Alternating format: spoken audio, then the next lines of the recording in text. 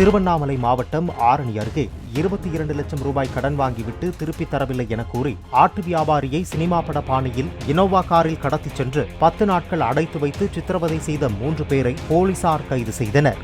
இதனிடையே மருத்துவமனையில் சிகிச்சை பெற்று வரும் கண்ணமங்கலத்தைச் சேர்ந்த ஆட்டு வியாபாரி ஜவருல்லா தன் உயிருக்கு ஆபத்து இருப்பதாக வீடியோ ஒன்றை வெளியிட்டுள்ளார். குறைஞ்சபட்சம் ஒரு 15 பேர் இருப்பார்கள்.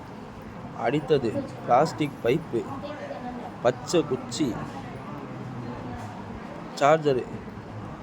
சார்ஜ் போடும் வயர், அதிலெல்லாம் வைத்து என்னை நிர்வாணமாக நிப்பாட்டி அடித்தார்கள். என்னால் சில உண்மைகள் போலீசாரிடம் கூட சொல்ல முடியாமல் பயந்து நான் தவித்துள்ளேன்.